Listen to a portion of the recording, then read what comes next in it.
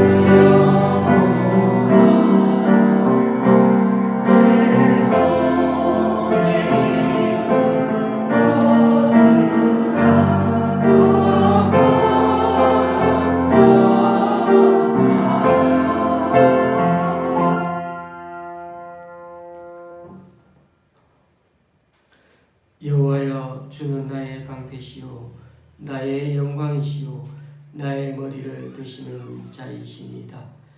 내가 나의 목소리로 여호와께 부르짖으니 그의 성산에서 응답하시는도다. 구원은 여호와께 있사오니 주의 복을 주의 백성에게 내리소서. 아멘. 사도신경으로 주님께 신앙 고백을 올려드립니다. 전능하사 천지를 만드신 하나님 아버지를 내가 믿사오며 그 외아들 우리 주 예수 그리스도를 믿사오니 이는 성령으로 잉태하사 동정녀 마리아에게 나시고 본디오 빌라도에게 고난을 받으사 십자가에 못 박혀 죽으시고 장사한 지 사흘 만에 죽은 자 가운데서 다시 살아나시며 하늘에 오르사 전능하신 하나님의 일어난 자 계시다가 저리로서 산 자와 죽은 자를 심판하러 오시리라. 성령을 믿사오며 거룩한 공회와 성도가 서로 교통하는 것과 죄를 사하여 주시는 것과 몸이 다시 사는 것과 영원히 사는 것을 믿사옵나이다. 아멘. 자리에 앉으셔서 찬송 6장 찬송하시겠습니다.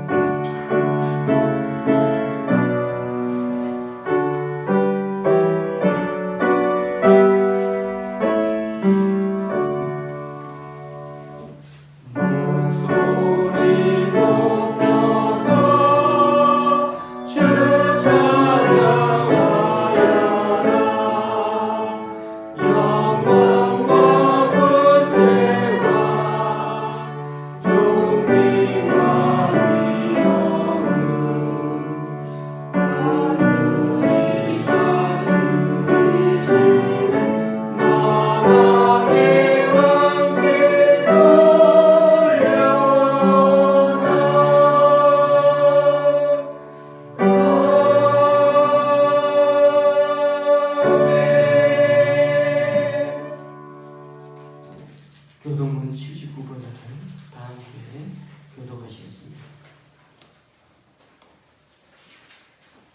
교동문 79번입니다.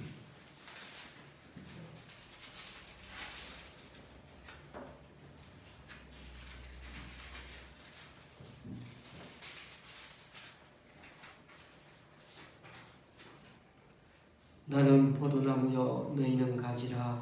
그가 내 안에 내가 그 안에 거하면 사람이 열매를 많이 맺나니 나를 떠나서는 너희가 아무것도 할 수 없으리라. 사람이 내 안에 거하지 아니하면 가지처럼 밖에 버려져 마르나니 사람들이 그것을 모아다가 물에 던져서 사느니라. 너희가 내 안에 거하고 내 말이 너희 안에 거하면 무엇이든지 원하는 대로 구하라. 그리하면 이루리라. 너희가 열매를 많이 맺으면 내 아버지께서 영광을 받으실 것이요 너희는 내 제자가 되리라. 아버지께서 나를 사랑하신 것 같이 나도 너희를 사랑하였으니 나의 사랑 안에 거하라. 내가 아버지의 계명을 지켜 그의 사랑 안에 거하는 것 같이 너희도 내 계명을 지키면 내 사랑 안에 거하리라. 내가 이것을 너희에게 이름은 내 기쁨이 너희 안에 있어 너희 기쁨을 충만하게 하려 함이라. 아멘. 찬송가 88장입니다.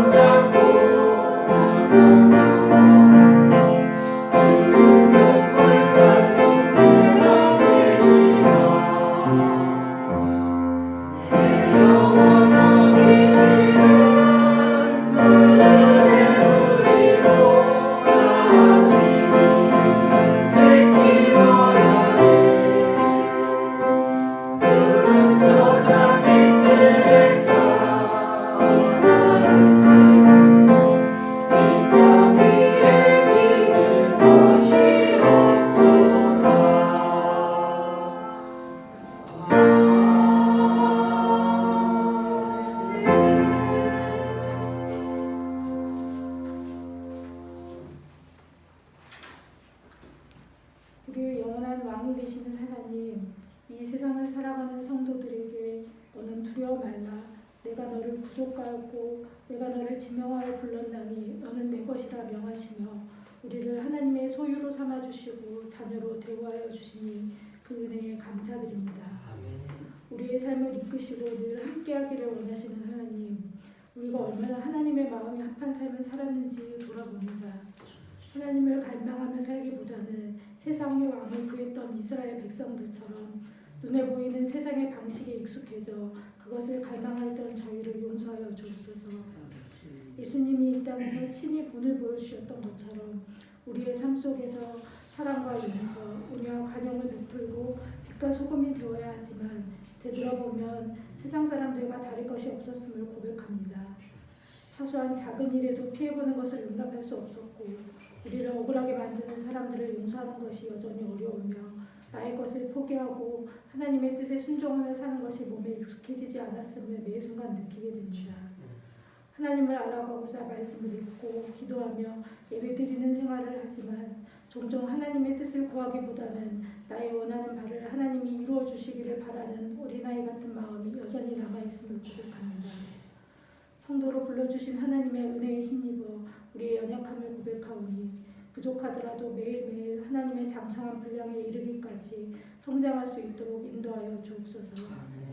우리로 사람을 대할 때는 그리스도의 온유함을 덧입게 하시고 이 땅에서 아버지의 뜻에 따르는 일에 세상과 타협하지 않는 견고한 믿음을 소유하게 하옵소서. 이 시간 가난한 심령으로 하나님 앞에 나와 말씀을 듣고자 합니다. 주님 말씀을 전하는 목사님과 말씀을 듣는 모든 성도들에게 은혜의 시간이 되게 하여 주시고 하나님의 뜻을 깨닫고 주님을 만나는 시간이 되게 하여 주옵소서. 이 예배가 온전히 하나님께만 영광이 되기를 소망하며 우리의 예배 가운데 임하셔서 우리의 예배를 기쁘게 받으실 하나님을 기대하며 찬양과 감사를 드리며 예수 그리스도의 이름으로 기도드립니다. 아멘.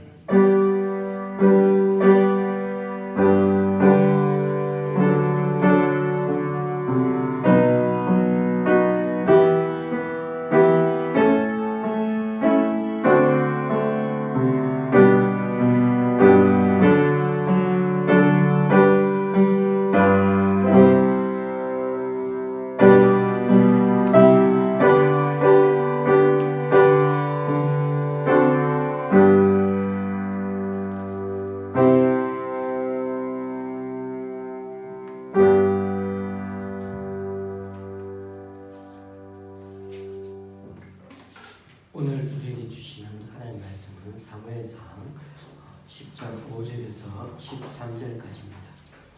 사무엘상 10장 5절에서 13절까지입니다. 제가 가지고 있는 구약 성경은 422쪽입니다.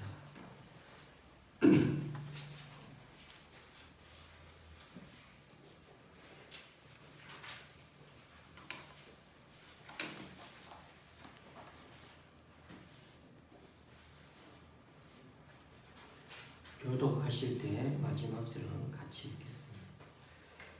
그 후에 네가 하나님의 산에 이르리니 그곳에서는 블레셋 사람들의 영문이 있느니라. 네가 그리로 가서 그 성읍으로 들어갈 때 선지자의 무리가 산당에서부터 비파와 소고와 저와 수금을 앞세우고 예언하며 내려오는 것을 만날 것이요 내게 여호와의 영이 크게 임하리니 너도 그들과 함께 예언을 하고 변하여 새 사람이 되리라. 이 징조가 내게 임하거든 너는 기회를 따라 행하라. 하나님이 너와 함께 하시느니라. 너는 나보다 앞서 길갈로 내려가자. 내가 네게로 내려가서 번제와 봉제를 드리리니 내가 네게 가서 내가 행할 것을 가르칠 때까지 7일 동안 기다리라. 그가 사무엘에게서 떠나려고 몸을 돌이킬 때 하나님이 새 마음을 주셨고 그날 그 징조도 다 응하니라.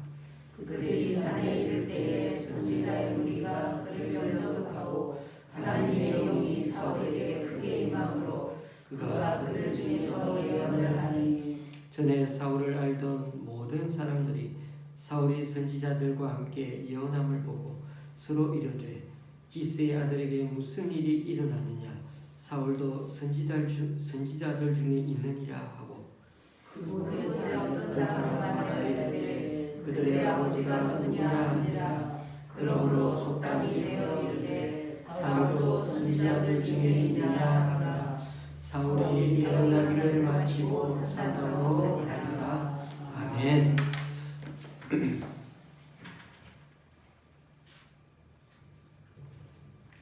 사람들은 누구나 머리가 되고 싶지 꼬리가 되고 싶어 하지는 않습니다.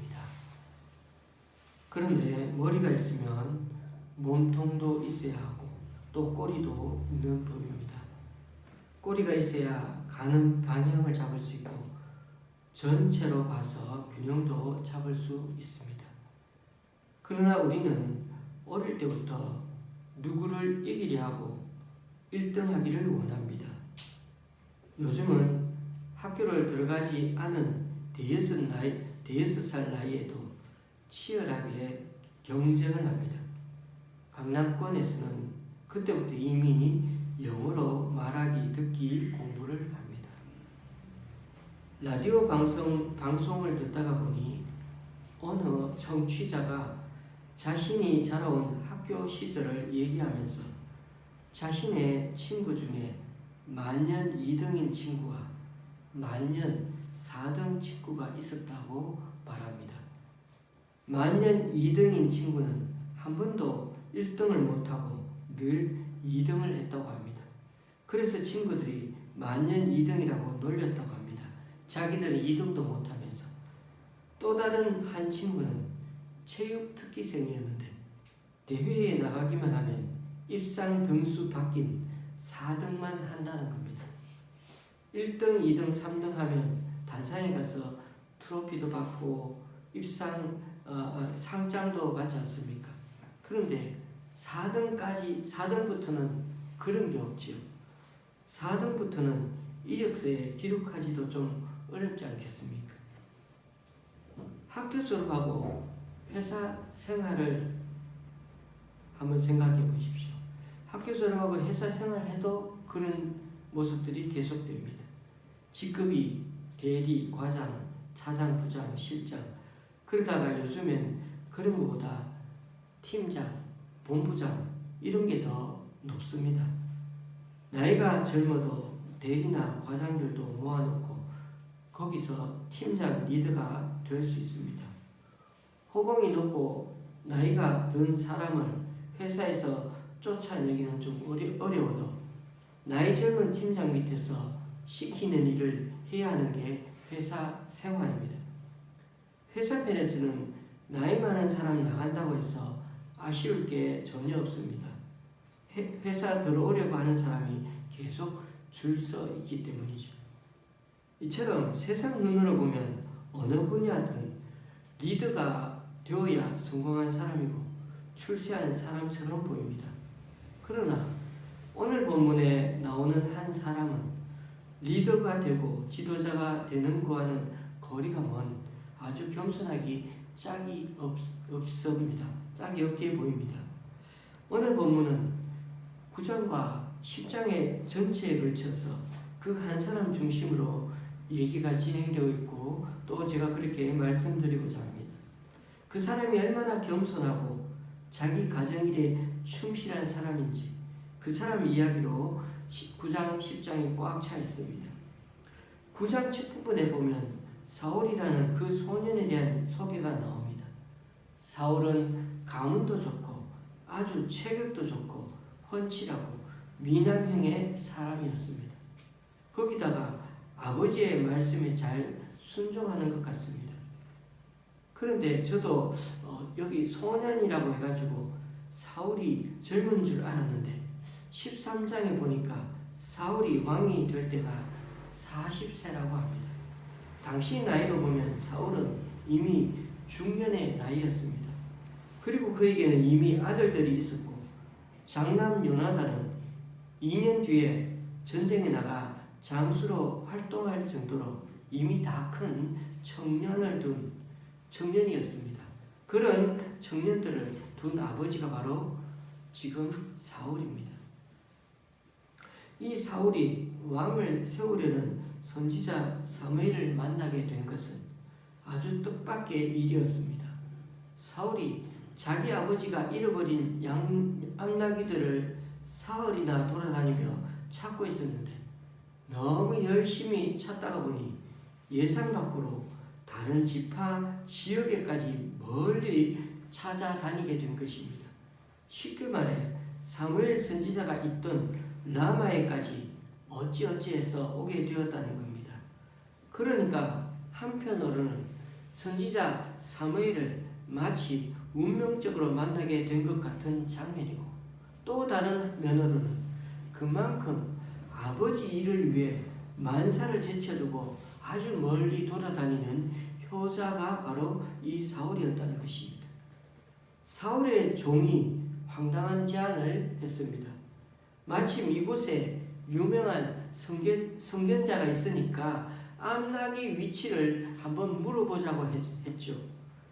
근데 사울도 자기 종의 이런 엉뚱한 말에 동의하게 되었습니다. 아니 암낙이를 잃어버렸는데 그걸 선지자한테 물어본다는 게 얼마나 웃깁니까? 놀랍게도 이런 이해 못할 행동이 그것을 동의하고 또 행동했더니 예기치 못한 기연으로 이어지게 되었습니다. 그러나 그것은 우리가 보기에는 기이한 일련처럼 보여도 하나님의 이미 준비된 안배였습니다. 하나님은 사울을 만나기 전부터 미래 시점에 해당하는 오늘을 위해서 사무엘에게 바로 그 언지를 이미 그 안배를 준비하고 계셨습니다. 9장 16절에 보면 하나님이 사무엘에게 이렇게 말씀하십니다. 내일 이맘때 내가 베냐민 땅에서 한 사람을 네게로 보내리니 너는 그에게 기름을 부어 내 백성 이스라엘의 지도자로 삼으라. 그러니 사울이 베냐민 땅을 넘어서 이곳 에브라임 지역 라마까지 오게 된 것은 하나님의 역사였습니다. 그래서 사무엘은 서둘러 제사를 지낸 후에 가장 좋은 부위 넓적다리를 제사장 자신이 먹지 않고 남겨두어서 사울을 위해 특별 요리로 준비해 두기까지 했습니다. 식사 자리도 상석에 앉도록 마련해 두었습니다. 하나님의 사람으로 삼기 위해 머리에 부을 기름도 채워두었습니다. 또 한 가지, 사흘 전에 잃어버린 암나기들도 어디에 있는지 이미 다 파악하고 있었습니다.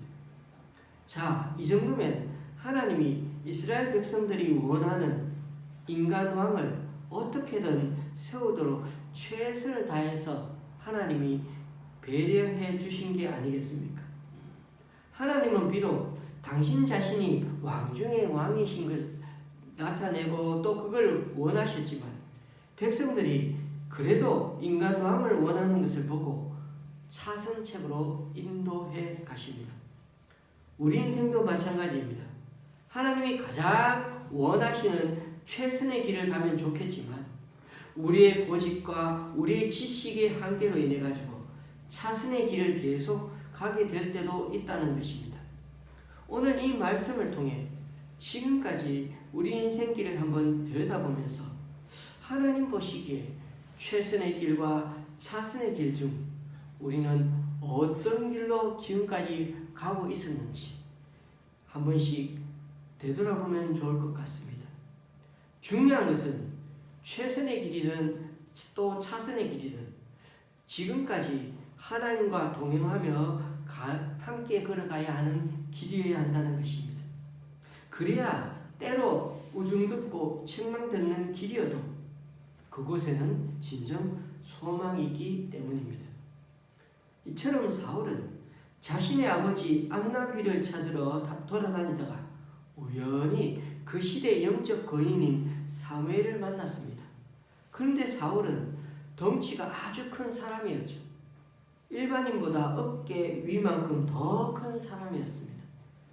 나이든 사무엘을 만나서 아마 이렇게 아래로 사무엘을 내려다보고 그렇게 있었을 것입니다. 그럼에도 사울 자신은 가장 작은 지파, 가장 작은 가문의 사람에 불과하다고 자신을 사무엘에게 소개합니다. 사울 말대로 베냐민 지파는 동족 간에 전쟁을 해서 사실 사람들이 엄청 많이 죽었죠. 이게 사사기 끝부분에 나오지 않았습니까? 600명만 남고 다 죽었죠. 그런 과거가 있었으니 현재 인구를 한번 따져보십시오. 아마 여전히 베냐민 지파는 가장 적은 지파였을 것입니다. 이런 사람이 그 지파의 사람 출신이 왕이 된다면 정치적 입지가 너무 약합니다. 왜 윤석열 대통령이 무소속으로 나와도 될 수 있을 텐데 국민의힘으로 들어갔을까요? 정치적 입지가 훨씬 크기 때문이겠죠. 이처럼 가장 작은 지파에서 왕이 된다는 것은 작은 가문의 사람에 불과하다고 말할 수 있습니다. 사울 말대로 베냐민 지파는 동족 간의 전쟁을 해서 다 죽고 600명만 남았던 그 과거가 있어서 현재 인구 수로도 아마 가장 적은 지파였으면 틀림이 없습니다. 이런 사람이 왕이 된다면 정치적 입지가 너무 약합니다. 당장 몇몇 지파가 반대해버리고 지지해 주지 않는다면 사울의 왕권은 초창기부터 흔들릴 가능성이 많습니다. 9장에서처럼 사울 스스로가 그렇게 자신을 작은 자, 미약한 자라고 인식하고 인정하며 산다는 것, 아주 중요합니다. 사울이라는 이름의 뜻이 바로 작다라는 뜻이거든요. 그 당시 히브리어로 작다라는 말이 일반적으로 쓰는 말은 카톤입니다. 즉 그는 외형적으로는 큰 사람이었지만 그의 이름처럼 작은 사람, 겸손한 사람이었습니다. 그런데 참 아이러니하게도 암나귀가 히브리어로 아톤입니다. 그러니까 발음이 비슷하죠. 카톤, 아톤. 이처럼 이스라엘 사람들은 문학적인 표현으로 비슷한 발음을 사용해서 뜻을 새겨 이해하는 버릇이 있습니다. 작은 사람 카톤의 사울은 아톤의 암나귀를 찾으러 다니다가 하나님의 사람 사무엘을 만나게 되었던 것입니다. 이때가 바로 하나님께서 하나님의 사람으로 부르시는 때입니다. 사울이 나중에 교만해서 죄짓고 사무엘의 책망을 받을 때 사무엘은 이렇게 말합니다. 왕이 스스로 작게 여길 그때 이스라엘 지파의 머리가 되지 아니하셨나이까. 15장에 나옵니다. 그렇습니다. 사울 스스로가 카톤, 작게 여길 그때 하나님은 하나님의 사람으로 그를 들어 쓰셨던 것입니다. 교우님들, 하나님께 쓰임받는 모습에는 그런 아이러니가 있습니다. 사울의 체격과 외모는 결코 작지가 않습니다. 오히려 이스라엘 어느 누구보다 가장 큽니다.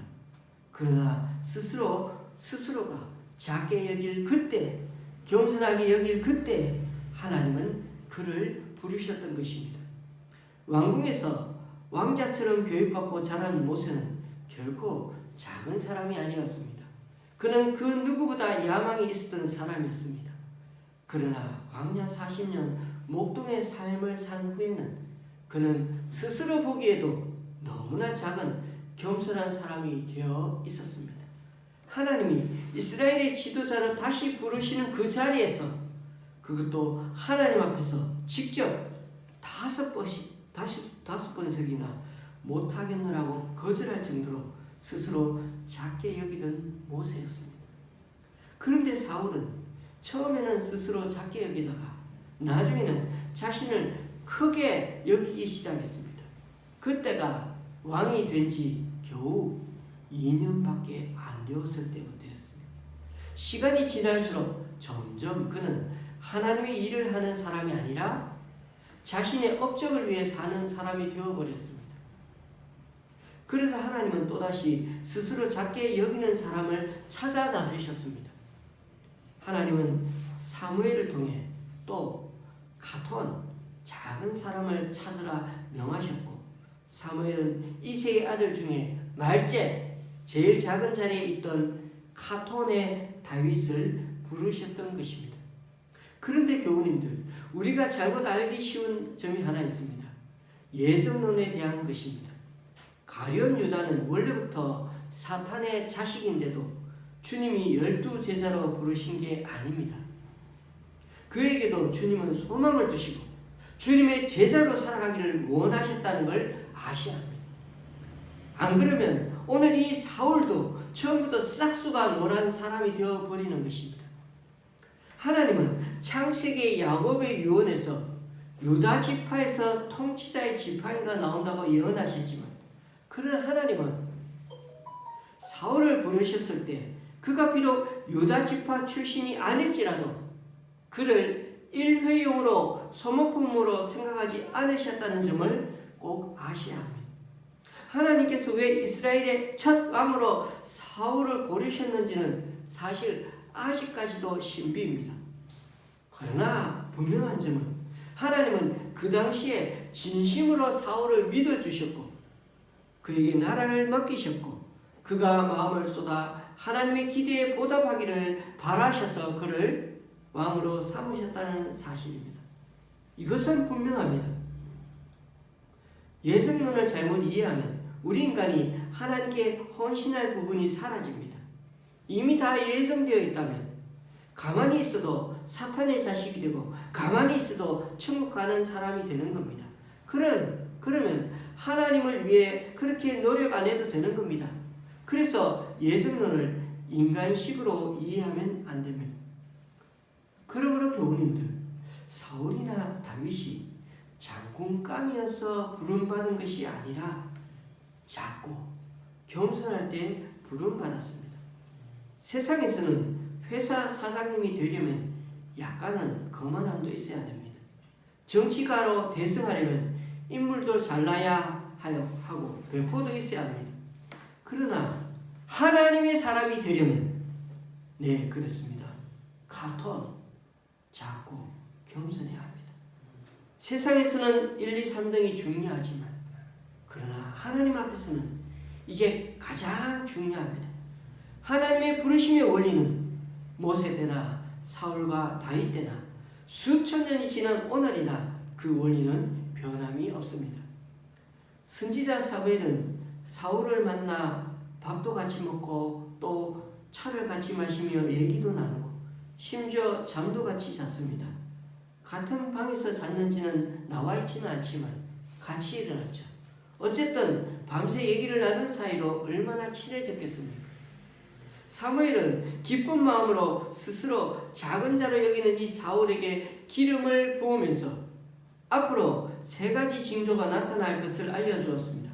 첫째는 사무엘이 집으로 돌아가다가 2 사람을 만나게 되는데 집에서 암나귀들을 찾았다는 소식을 듣게 된다는 것입니다. 이 사실을 모르는 사울만 계속 헛고생하고 있는 게 되었죠. 그러니까 사울의 아버지는 3일째 집에 돌아오지 않는 아들 사울을 걱정하고 있다는 얘기를 전해 듣게 될 거라고 말합니다. 둘째는 산당으로 가려던 일행들에게서 떡을 얻게 된다는 것이었습니다. 셋째로 일어나는 일은 사울에게 여호와의 신이 임하고 선지자의 무리와 함께 사울이 예언하면서 사울의 마음이 완전히 새롭게 변화된다는 것입니다.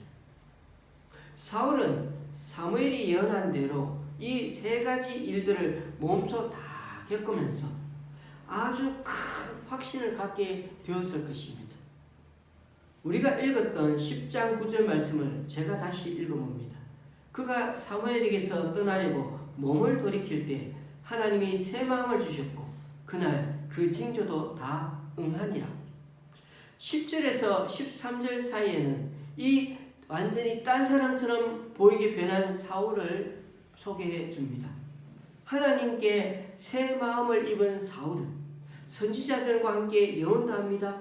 이처럼 사울의 변화가 얼마나 극적이었던지 사람들은 눈앞에서 벌어지고 있는 광경을 보면서 믿을 수 없다는 반응으로 사울도 예언을 했다, 사울도 선지자 가운데 있다 라고 그렇게 얘기를 전해져 하는 말을 전해져 내려온다는 겁니다. 그날의 사울은 정말 전에 알고 있던 사울과는 너무나 달랐습니다. 수줍은 시골 사람 사울이 이처럼 아주 열정적인 예언 활동을 한 자체가 사람들에게 깊은 인상을 남겼던 모양입니다. 사울은 예언을 마치고 나서 기도할 수 있는 산당으로 바로 갔습니다. 그는 이제 예배와 기도를 삼하는 사람으로 변화해졌습니다. 물론 이 단회적인 사건 이후에 그가 계속해서 성령 받은 그대로 예언 활동을 산 것은 아닙니다. 또한 성령 받은 이 경험으로 사울이 영적으로 더 완숙한 사람이 되어가지고 하나님을 기쁘시게 해드린 것도 아닙니다. 사울이 앞으로 수행해야 할 이스라엘 왕으로서의 역할을 위해서 하나님께서 당신의 영에 사로잡히는 그 신비로운 능력을 경험하도록 해 주셨던 것입니다. 사울 개인에게 이 경험이 하나님과의 관계를 다시금 확인하는 기준점이 되도록 해주신 바로 하나님의 배려였던 것입니다. 우리도 신앙생활에서 이런 성령의 경험이 필요합니다. 그것이 처음 주님을 영접할 때의 그 감격일 수도 있고요. 또 어떤 분은 어느 집회 때 주어진 성령의 은사 체험일 수도 있습니다. 중요한 것은 과거에 하나님께서 부어주셨던 그것을 생각할 때마다 하나님을 향한 감사와 소명의식이 우리 가운데 늘 새로워지는 계기가 되게 한다는 것입니다. 그때 그랬었지 않은 그 마음이 날로 새로워질 때마다 지금은 그렇지 않더라도 얼마나 마음이 쿵덕쿵덕거리고 다시금 주님 앞에 결단하는 마음이 드는가 하는 것입니다.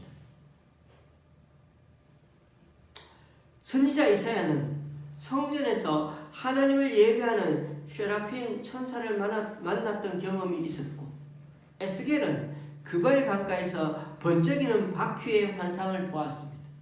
사도 바울은 다메섹 도상에서 들은 그 주님의 음성을 늘 기억하면서 항상 자신의 사명을 재확인하는 계기로 삼았습니다.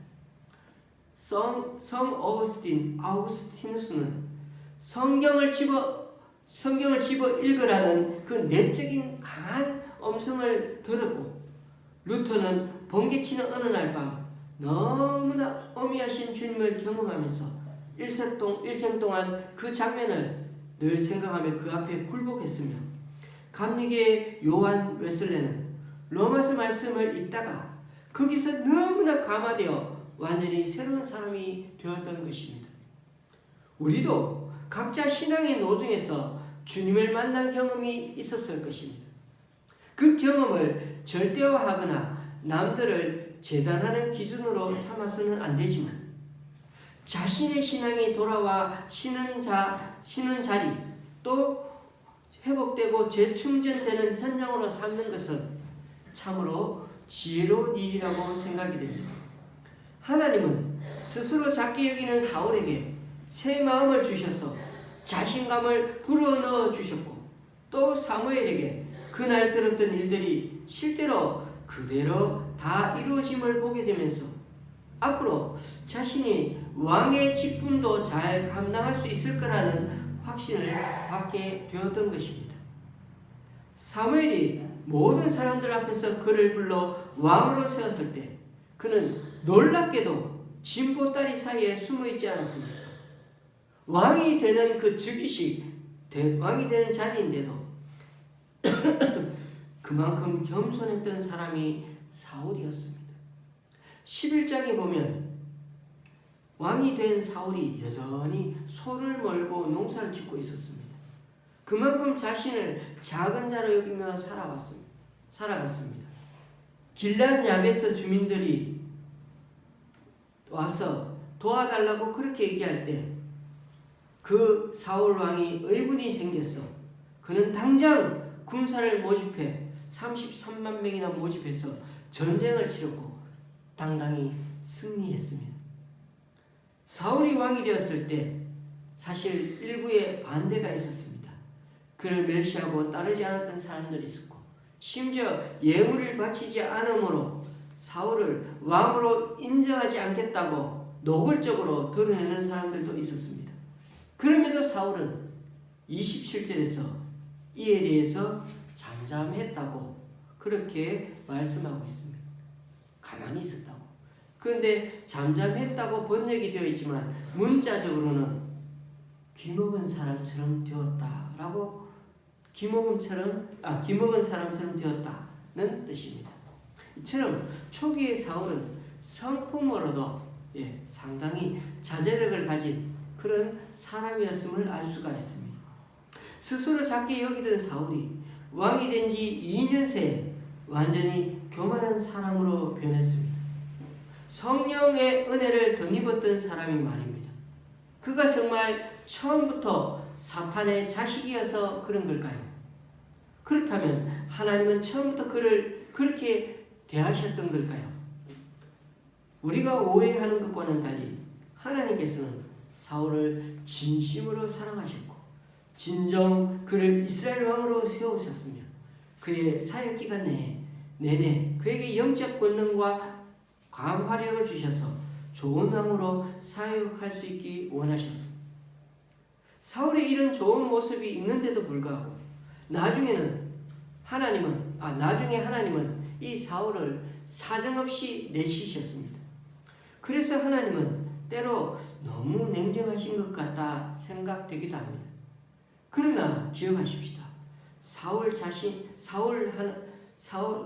사울이 하나님을 먼저 저버린 것이지 하나님께서 사울을 먼저 저버린 것은 아닙니다. 우리가 이 말씀을 살펴보는 이유가 우리도 그와 같은 전철을 밟지 않아야 하기 때문입니다. 아무리 스스로 작게 여기고 겸손해도 또 성령의 은사를 경험해도 중요한 것은 하나님이 주신 그 새 마음을 한 번으로 끝내면 안 된다는 것입니다. 구원받은 사람들의 가장 큰 명점이 바로 이것입니다. 언제 구원받았냐고 그것이 확신이 없어서 우리는 맹성맹성 삶을 산다고 말하지만 그냥 언제 구원받았냐고 확신이 그날을 아는 것 그것도 중요하겠지만 그것만 묻지 말고 우리는 지금 현재의 현재의 신앙이 더 중요하다는 사실을 알아야 합니다. 지금 죽더라도 주님께 갈 수 있느냐는 것입니다. 목사님, 지금 좀 이래도 지금까지 쌓아놓은 공적으로 천국 갈 수 있지 않을까요? 천만의 말씀, 만만의 말씀. 그 누구도 우리의 의로 천국 갈 수가 없죠. 주님의 은혜가 아니고서는 그 아무도 천국 문에 들어설 수가 없습니다. 그래서 1, 2, 3등 인생이 중요한 게 아니라 이 세상에 왕같은 인생을 살아도 하나님께는 버림받을 수 있다는 사실을 다시금 명심해야 한다는 사실입니다. 제가 처음에 라디오에서 들은 어느 시청자분 사연을 말씀드렸습니다. 그분은 1, 2, 3, 4등도 아니라 N등 하시던 분이라고 합니다. N등이란 말은 등수에 들어가 본 적 1, 2, 3, 4등조차 그런 등수조차도 한 번도 들어가 본 적이 없는 아주 평범한 삶을 살았다는 뜻입니다.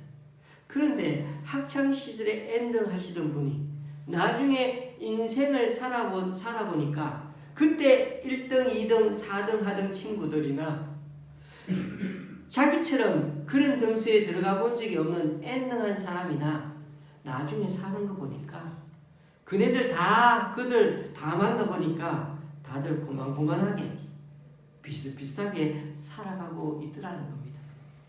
그리고 그분이 깨달은 것은 달리기는 1등은 아니더라도 그래도 나는 설거지나 손대정하는 것은 2등, 3등 하며 살고 있다는 것입니다. 공부는 1등 못했어도 우리 교회 성도님들도 섬기고 헌신하는 마음은 주님 앞에서 1등, 2등 하며 살 수 있다는 것입니다. 우리는 사람 앞에 1등 하는 것도 중요하지만 하나님 앞에서 사는 게 더 중요합니다. 사람은 외모로 판단하고 스펙으로 평가하겠지만 하나님은 정확하게 우리의 중심을 보시고 우리의 마음을 보고 평가하신다는 것입니다. 그런 점에서 대회에서 상을 못하는 4등 인생이면 어떻습니까? 많은 평범한 사람들처럼 N번째 인생이면 어떻겠습니까? 잘 생각해보면 열심히 해서 1등이 되고 또 이 사회에 지도자가 필요한 이유 그것은 그 공동체를 위한 것이지 개인 일신의 유익을 위한 것이 아니라는 것입니다. 좀 더 탁월한 사람을 세워서 그 공동체를 이끌기 위함이 아니겠습니까? 다들 대통령을 꿈꾸고 살아가는 것 좋은 일이지만 대통령이 되어서 정말 나라를 위해 제대로 그 일을 할 때 그때 빛이 나고 존경을 받는 것입니다. 아무리 1등을 하면 뭐랍니까? 그 머리로 자기 다니는 회사 돈 수천 수백억 원을 횡령해서 자기만 배불리는데 머리를 쓴다면 그 사람은 오히려 사울 왕과 같은 최악의 1등 인생이 되는 것입니다. 이처럼 세상 눈으로 보면 어느 분야든 리더가 되어야 성공한 사람이고 출세한 사람처럼 보입니다. 혹 여러분 중에 내가 좀 똑똑하다고 스스로 생각이 되십니까? 저는 충분히 그럴 수 있다고 생각합니다. 저는 그게 나쁘다고 생각지 않습니다. 비록 내가 스스로 주인의식을 갖고 왕처럼 사는 것도 중요한데, 그리고 내가 좀 잘난 맛이 있는 것 같아도, 그럼에도 교우님들, 우리 하나님께만은 우리 스스로 작게 여기고 하나님 앞에 납작 엎드려 사는 법을 배워야 한다는 것입니다. 이것이 사울과 다윗의 확실히 다른 점입니다. 저는 사실 다윗도 사울에 비해서 참 만만치 않게 많은 부분에서 죄를 지었다고 생각합니다. 그런데도 그나마 다윗을 하나님의 차선책으로, 인간왕으로 끝까지 하나님께서 그를 들어서신 것은 죄를 지은 후 하나님께 납작 항상 엎드릴 줄 알았기 때문입니다. 그것이 바로 하나님 앞에 겸손이요 스스로 작게 여기는 자의 모습인 것입니다. 하나님은 늘 우리의 중심을 보고 계시기 때문입니다. 사울은 처음에는 참 순수하게 보이는 카톤, 작은 자처럼 살았습니다. 그런데 딱 2년 거기까지였습니다. 2년이 지나니까 완전 딴 사람 같습니다. 그렇습니다. 하나님의 신이 임하고 새 사람이 되었습니다. 그 누구보다 겸손하다 칭찬듣던 그 사람이었지만 한순간에 교만의 나락으로 떨어질 수 있음 또한 우리는 보았습니다. 그런 점에서 본다면 사울은 우리의 모습과 너무나도 가까운 사람이요 친근한 신뢰가 아닐 수 없습니다. 사울을 통해 우리에게 더 친근감이 가는 사실이 있다면 우리 자신도 모르게 사울왕처럼 속물이 되고 주님을 배반할 수 있는 자리로 전락할 수 있다는 점입니다. 이 정도면 되겠지 하는 그 마음을 조심하십시오. 한번 성령 받으면 끝나는 게 아닙니다. 한번 새 마음이 됐다고 다 끝나는 게 아닙니다. 늘 하나님께 거룩한 새한 제물로 드리되 마음을 새롭게 함으로 시작하는 우리 모두가 되어야 한다는 사실입니다. 사랑하는 교우님들, 주님께서는 카톤, 스스로 작게 여길 그때 우리를 부르시고 우리를 세우십니다. 오늘도 우리 인생에 생명을 주시고 이 하루 숨쉬며 살아가는 것 다 주님을 위한 삶입니다.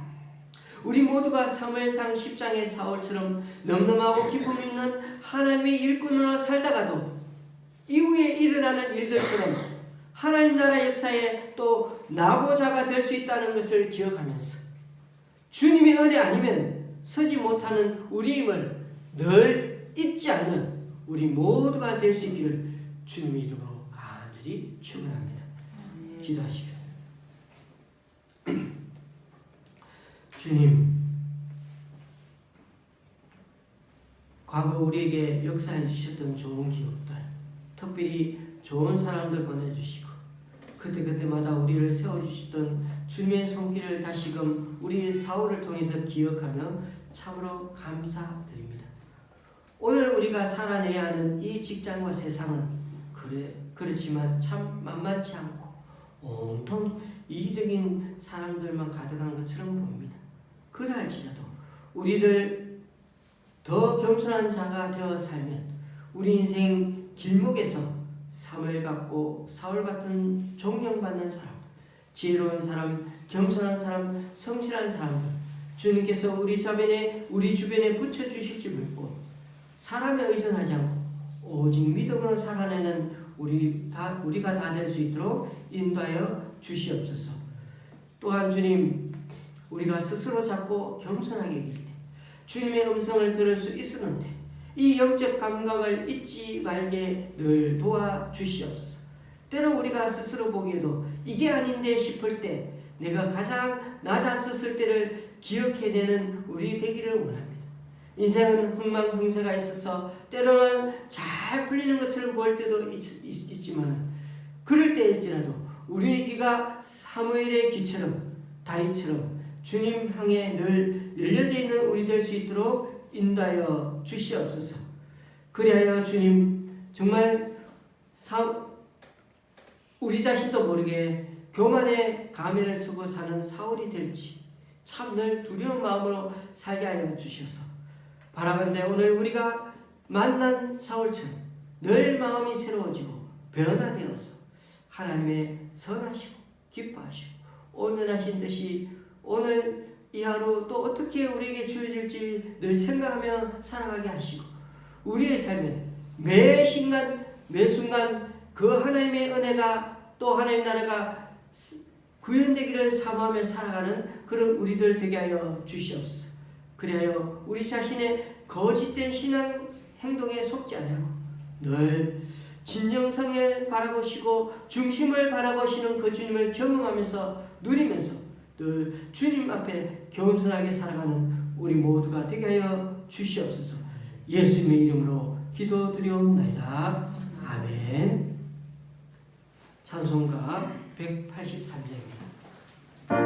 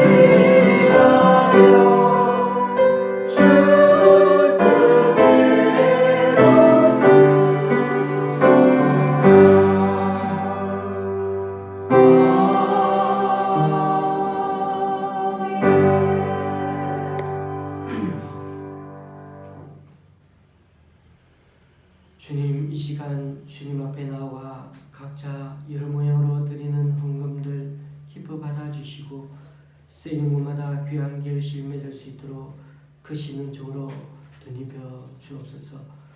우리 교회 성도님 두 가정에서 11조원금과 또 구제원금 올려드립니다. 그리고 청도에서 성도님이 양평의 목사님 가정에서 구리의 교회에서 또한 강동구 교회 새 기관에서 귀한 헌금을 주님께 올려드립니다. 이분들의 헌신과 섬김 귀하게 받아주셔서 이분들을 통하여 하나님 나라가 더욱 확장되게 하여 주시옵소서. 예수님의 이름으로 봉헌기도 드립니다. 아멘. 앞뒤좌우로 인사 나누시겠습니다.